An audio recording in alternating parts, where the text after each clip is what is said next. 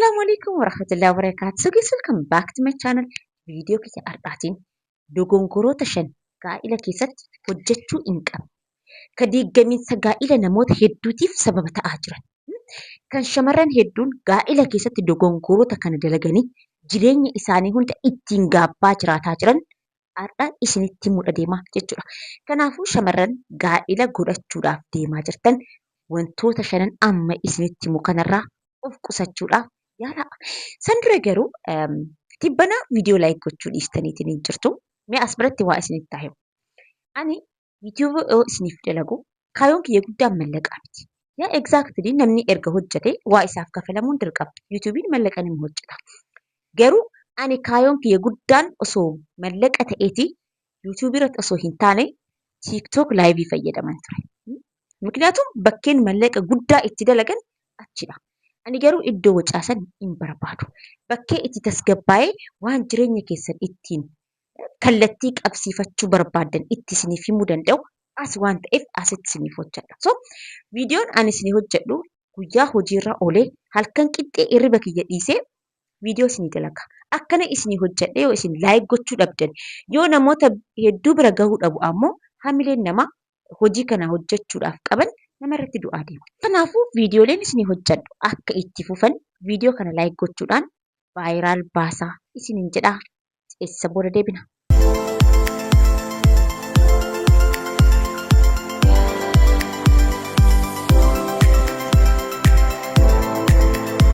Shamarri dardari takka barattee yookiin hojjettee bakka barbaaddu yeroo geettu nama jaalattu wajjin gaa'ila qadhaabattee jiraachuu caala wanti isii hawwisiisu hin jiru.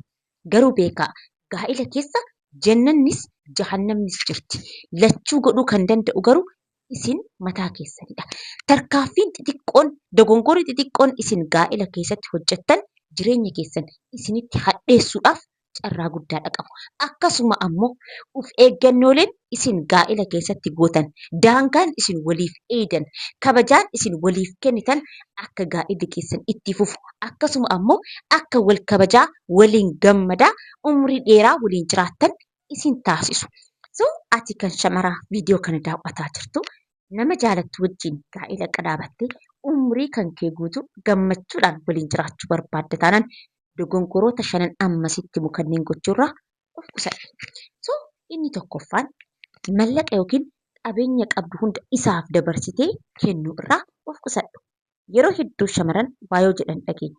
Ispeeshaalii shamaran gara biyya ormaa jiran umrii isaanii baay'ee dadhabanii hojjetanii yeroo biyya isaaniitti deebi'an heerumanii ta'anii ilmaan guddifachuu barbaadu. So waan qabdu hunda isaaf kennitee isiin manatti as deebitee ilmaan guddisuu irratti xiyyeeffatti. Dhugaa dubbachuudhaaf wanti kun osoo ta'e gaariidha. Akka amantaatittis akkasitti hayyamamu. Abbaan warraa gadi bahee itti gaafatamummaa osoo bahatee isiin ammoo manatti as deebitee osoo ilmaan guddifattee gaariidha. Garuu dhiirri itti gaafatamummaa akkanaa kana qajeelchee bahu kan rabbii ofii sodaatu parsantii 100 keessaa parsantii 2 hin qabu. Kanaafuu maybe carraan tantee warra parsantii 2 qabu sanirra si oolchuu dhabuu danda'a waan ta'eef obboleettiis waan qabdu hunda abbaa warraa kan keetitti dabarsitee harka isaa eeggataa jiraachuurra of qusadhu. Beeki gaa'ila keessatti daangaan barbaachisaadha. Gaa'ila keessatti wanti gaa'ila utubee qabu inni guddaan maali beektaa? Wal kabajaadha. Isin lamaan ammoo wal kabajuudhaaf innis waan isaa wayii qabaachuu qaba. Atis waan kan kee wayii qabaachuudha qabda. Abbaa warraa kan kee haga fedhe abbaa qabeenyaa haa ta'u. Shamarri takka inni qabeenya qaba. Qabeenya guddaa qaba. Ammaal godhuu xaaraa jirti. No, dhimmi dhimma xaaruuti miti. Dhimmi dhimma kabajaati. Dhimmi dhimma daangaa kan keetii tiifachuudha. Haga fedhe abbaa qabeenyaa haa ta'u. Ati wanti dafqa kan keetiin provide gootee fiddu. Baasii mataa kan keetii ofiin of danda'uudhaaf yaaluudha qabda. Waanuma mara abbaa manaa kan kee gaafatetti. Timaatimni dhumee jira. Shunkurtiin dhumee jira. Iskarbii barbaada. Boorsaa naa biti. Kiraan manaa ga'ee jira. Maaliin ga'ee jira jedha. Itti gaafatamummaa hunda isarratti hin tuudin. Yeroodhaaf itti gaafatamummaa san siif bahuu danda'a. Garuu yeroo hunda nama gaafachuun nama hifachiisa. Shamarri quxubni maal gooti beektu? Shamarri kaamettiin. Shamarri cimtuun maal gooti beektu? Baasii xixiqqoo abbaa warraa siin gaafattu. Timaatimaa fi shunkurtii abbaa warraa siin gaafattu. Uffata bitachuu barbaadde abbaa warraa siin gaafattu. Even kiraa manaa yoo kireeffatanii jiraatan. Waayifaayi kafaluuf, ibsaa kafaluuf abbaa warraa siin gaafattu. Shamarri kaamettiin maal gooti beektaa? Baasii xixiqqoo kana ofii ofiitii kafar gooti. Isa ammoo maal gooti? Wantoota gurguddaa waan akka uqubii bareeda isa galchiifachuu ta'uu danda'a. Gaafa inni waan gaarii dalagatee argite gadi baaftee akka inni warqii sii bitu. Qabeenya lafa taa'u wayii waan caccabu kanneen miti. Waan akka bilbilaa, waan boru cabsitee si harkaa badu, waan boru uffattee sirraa mul'atee sirraa deemu osoo hin taane waan lafa kaa'achuu dandeettu. Osoo dhukkubsattee, osoo dhibamtee, waan jireenya keessatti rakkoo jireenya keessatti nama mudachuu danda'u beekanii beekaa gadi baaftee gurguratta. Shamarri kaamettiin waan jireenyaaf isiidhaaf ta'u gadi baaftee bichisiifatti. Lafa bichisiifatti. Mana ijaarsifatti. Argitee waan xixiqqoo ofii kan keetii provide godhaa. Waan guddaa jireenya keessan kabaruutiif isin fayyadu. Kan ilmaan keessan kabaruutiif itti lafa kaayattan. Gaafa dadhabdan keessa jiraattan. Ittiin kabajamtan lafa kaayattu. Kanaafuu obboleettii abbaa manaa kan keetitti waan qabdu hunda itti kennitee shamarri takka jirti. Ji'a guutuu xaaraa dhufteet mallaqa ittiin dalagaa dhufte isa kenniteet dhattee ammoo isarraa shilinkiidhaan doolcheedhaan irraa kadhatti. Shamara akkasiin ta'e. Pilaas ammoo gadi baatee hojjechuun kan kee akka ati of qaqqabdu akka ofii kan keetii yeroo kennitu. Shamaran hedduun kan of gataniif maaliif waan mana keessa oolaniif. Eenyuun na laala eessa dhaqa jettee manuma keessatti cambamaa oolti. Abbaan warraa ala bahee shamarran babbareedduu daalaa oolee yoo as deebi'u haati manaa isaa mana keessatti maraattuu fakkaatee sa'eeti. Yoo san miirri inni isiidhaaf qabu hamma tokko irratti du'aati ni deema. So ala baatee hojjechuun kan kee akka ati of qaqqabdullee si taasisa. Pilaas ammoo shamarran gadi bahanii hojjetanii mallaqa ofiitiin provide mana isaanii godhan ofitti amanamummaa qabu. Ofitti amanamummaa kan kee dabala. Bola osoo abbaan manaa kan kee waa ta'e rabbi namatti hin fidin. Waa hedduun nama mudataa bara. Gadi bahanii alatti hafuutu jira. Dhibeen jira. Waa hedduun nama mudata. Harka isaa qofa eeggatta taanaan gaafa tokko osoo namni kun waa ta'e akkam taata? Shamarran hedduun mana keessatti abbaa manaa isaaniitiin tumamaa, garafamaa, cunqurfamaa jiraatu. Maaliif akka ta'e beektaa? Osoo isarraa adda ba'e maaliin jiraadha? Sila isan na horataa raami? Akkam ta'a? Ilmaan tiyya maaliin guddifadha jedhaa? Mana keessatti gidiraa ilmi namaa hin argine hunda argaa shamarran hedduun jireenya fokkotaa jiraataa jiru. Kun maaliif ree? Galii mataa isaanii waan hin qabneef. Kanaafuu galii mataa kan keetii qabaachuun si kabachiisaa. Ofitti amanamummaa kan kee dabalaa. Jaalala si'ii fi abbaa manaa kan kee gidduu jiru cimsaa. Akkasuma wal isin kabachiisa. Kanaafuu obboleettii tiyya mallaqa mataa kan keetii qabaachuudhaaf yaali. Haa xiqqaatullee dogoggorri lammaffaan shamarri gaa'ela keessatti gochuudha hin qabne ammoo mallaqa abbaa manaa kan keetii hataa maatii kan keetiif, obboleewwan kan keetiif, obboleettii kan keetiif, firoottan kan keetiif oduurraa of qusadhu. Gocha akkanaa kana yoo gootu abbaa manaa kan keetiin qofa osoo hin taane rabbiin illee wal dhabda. An kana yoo jedhu maatii kan kee hin gargaarin sin jechuutti jiru. Maatii keessan yeroo gargaartan gaa'ela keessa osoo hin seenin dura waan tokko karaa qabsiisuudhaaf yaalaa. Gos ilmi namaa gaafa gaa'ela keessa seenu as biratti maatii mataa isaa qaba. Sunis ammoo maatii biraati. Bakka lama itti ta'a waan ta'eef hin ulfaata. So gaa'ela keessa osoo hin seenin dura wantoota maatii keessaniif gootan waan tokko karaa qabsiifachuudhaaf yaalaa. Erga gaa'ela keessa seentanii hoo heerumteerta jechaan maatii kan kee hin gargaarin jechuudhaaf. Garuu ammoo wal mariidhaan ta'uu qaba. Dura ofii keessanii dhaabachuudha qabdu. Nama ofii dhaabate nama gargaaraa beekaa. Nama ofii waa godhate namaa waa godhaa beekaa.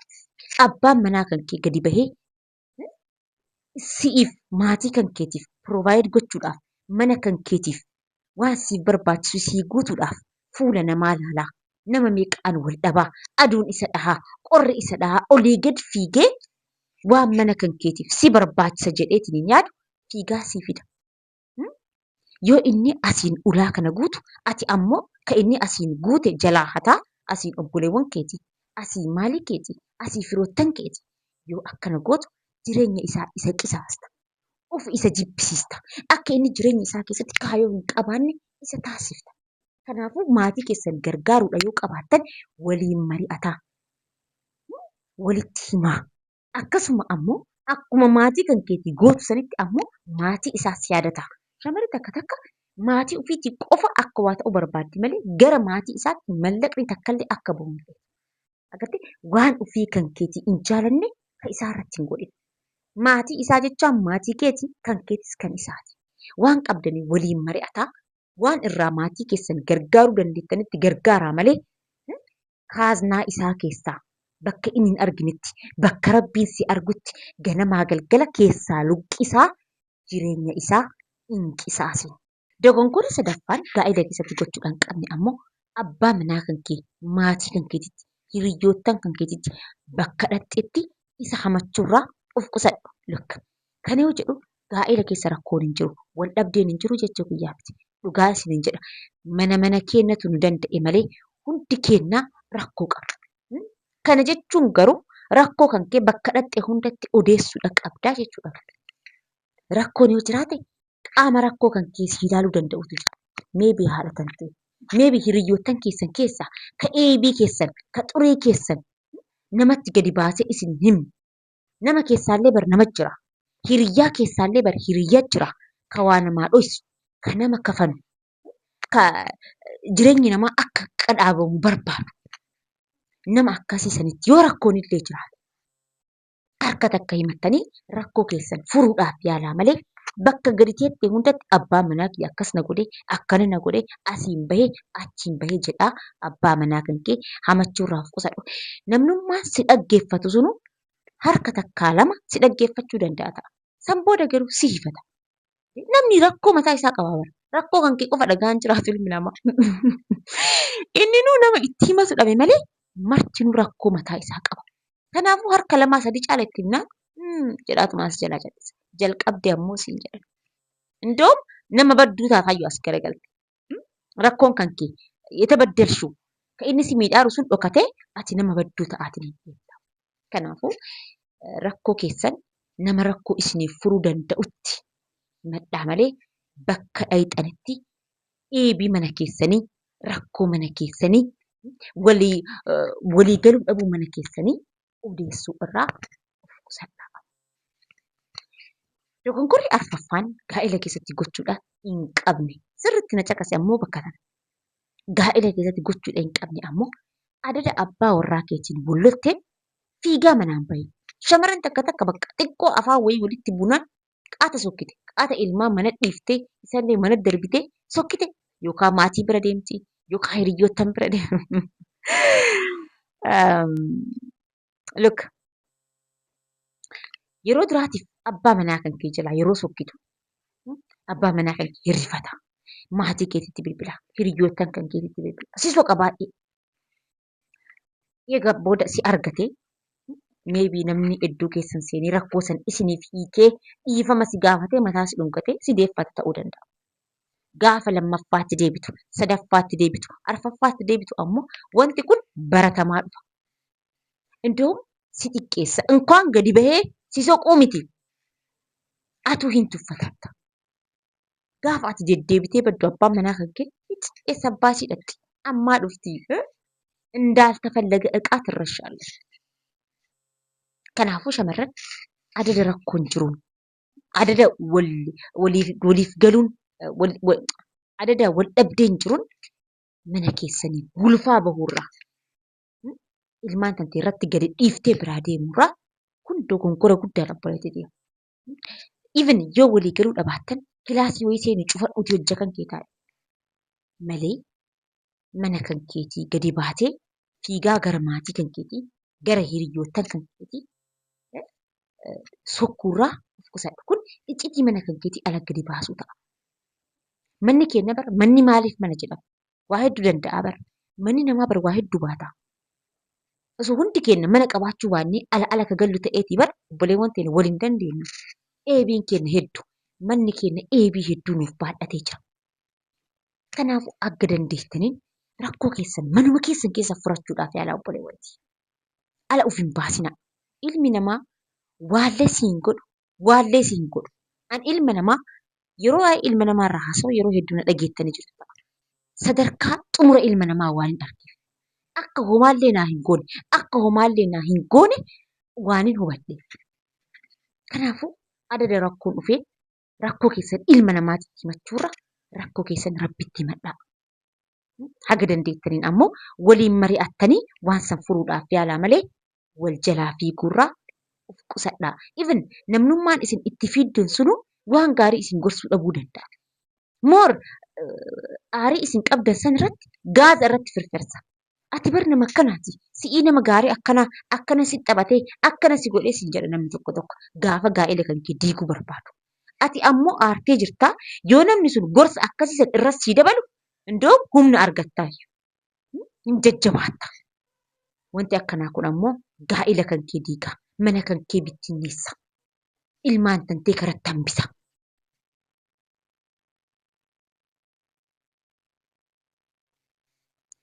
Dogongora shanaffaan shamarri takka gaa'ela keessatti gochuudha hin qabne ammoo abbaa manaa kan kee ilmoodhaan hidhuudhaaf yaaludha. Mee sanitti lubuu kiyyaan dura fakkeenya bareedduu siif haa kennu. Abaaboo wayii dhaabdee abaaboo san yeroo irraa yerootti bishaan hin obaaftu taanaan akka aduu argatu hin gootu taanaan tiriitmentii gahaa hin argatu taanaan abaaboon sun gogee baduun isaa hin oolu. Jaalalaa fi gaa'ellis akkasuma tiriitmentii barbaada. Waliif yaaduu barbaada. Wal qaqqabbii barbaada. Wal cinaa dhaabbachuu barbaada. Wantoonni silaa hariiroo keessan itti fufsiisan kun hir'ataa deemuu taanaan jaalalli keessanis du'aa fedhiin isin waliif qabdan xiqqaataa deemuu danda'a. Gaafa kaleessaa anaaf isa malee namni wal jaalatu hin jiru jettanii walitti heerumtan adadaan jaalalli sun qorree meebii sadarkaa fiilingii waliif dhabdanirra gahuu dandeessu ta'a. Haala yeroo akkanaa kanatti akka gaa'elli kan kee hin diigamneef ilmoodhaan isa qabuudhaaf yeroo yaaltutu jira. Wanti kun dogongora guddaadha. Lokobboleettiiti. As biratti garaagarummaa shamarraniitii fi ka dhiiraa siif haa himu. Shamarri fakkeessituudha. እኛ ሴቶች በጣም አስመሳዮች ነን። ማሊፍ akkasiin jedhee qalbiidhaan na caqase. Shamarri takka dhiira tokko osoo fedhu iyyuu baattee osoo isa wajjin jiraachuu iyyuu barbaadu baattee ilmoo isiitiif jecha gaa'ila isiitiif jecha kabajaa maatii isiitiif jecha hawaasa keessaa baate safuu sallaallattee osoo isaayyuu hin feene fakkeessaa haadha manaa isaa taate isa wajjin jiraachuu dandeetti. ይሄ ለሴቶች ብቻ የተሰጠ ጥበብ ነው። ኩኒ cimina ijoollee shamarranii qofti qabdudha. Dhiirri garuu akkasii miti. Gaafa si wajjin jiraachuudhaaf hin barbaanne, gaafa qalbiin isaa kaate, gaafa gaa'ela kan kee keessaa bahuu barbaade afaan baafatee sitti hima. Ambar ilmoo kanaaf si wajjin jiraataa jira malee jiraachuu hin fedhu siin jedha. Imagine dhiira kaleessaati. Uf kennitee fi dargaggummaa kan kee gabbartee fi durbummaa kan kee kennitee fi bareeda kan kee san ofirraa haxxee isaaf ilmoo waan ga'u garaa kan kee keessaa gadi baaftee isaaf kennitee dhiirri akkanaa kun sadarkaa kanatti gadi xiqqeeffatee ani ilmootiyyaaf si wajji jiraataa jira. Yoo barbaadde deemuu dandeetta jedhee jecha akkanaa kana yoo si dubbatu ምን ያህል ነው ቅስምሽ የሚሰበረው? Hagam qalbiin kan kee hamileen kan kee si caba. Hagam shamara ta'uu kan kee of jibbita. Fiilingiin akkanaa shamarran hedduu bira jira. Shamarran hedduun haala kanaan dabarsaa jiru. So sadarkaa kana bira osoo hin gahin dhiirri tokko si wajjin jiraachuudhaaf fedhii dhabaa jiraachuu yoo argite ilmoo isaaf hortee ilmoodhaan isa qabuudhaaf hin yaalin. Isin lamaan kan walitti isin hidhu jireenya ta'uu qaba. Jaalala ta'uu qaba. Waliif yaaduu ta'uu qaba. Wal kabajuu ta'uu qaba. Kun hundi jiraachuu baatee ilmoon qofti isin gidduu waan jiruuf jiraatu taanaan innis gammachuu hin qabu. Ilmoo kanaaf qofa jiraataa jira waan ta'eef. Atis gammachuu hin qabdu. Ilmoo kanaan isa hiitee isa jiraachisaa jirta waan ta'eef. Isin lamaan gammachuu hin qabdan taanaan ammoo ilmoo keessan sanillee gammachuu isaaf kennuu hin dandeettan. Dastaa yeraa qabu beektu. Jireenya gaabbiidhaan guutame. Jireenya qisaasayaa jiraattu. Ilmi namaa ammoo gaafa mana keessaa qisaasa'e alattis qisaasa'ee beeka. Gaafa mana keessaa gammachuun dhabamte alattis gammachuu dhabeeraa beeka. Kanaafuu namni tokko yoo sirraa abdii muratee deemuudha barbaade obboleettii nagaan ofirraa geggeessi. Gaafa tokko kan rabbiin si'iif jedhe, kan si jaalatu, kan si kabaju, kan ilmoodhaaf jecha osoo hin taane si'iif jecha namummaa kan keetiif jecha si wajjin jiraatu rabbiin gaafa tokko sii kenna. Obsa qabaadhu. Kanaafuu nama si hin barbaanne ilmoodhaan hiitee isa jiraachisuu irraa obboleettii xiyya of qusadha. Shamarran gaa'ila qadaabachuu deemtan qabxiilee kanneen shanan gaa'ila keessatti gochuurraa of qusadha. Akkasuma shamarran gaa'ila keessa jiraattanii qabxiilee kanneen gootanii keessaa bahuun of duuba deebi'uun isinitti ulfaatee jirus rabbii keessanitti du'aa godhaa. Gartanii karaa rabbiin bane ilmi namaa hin cufu.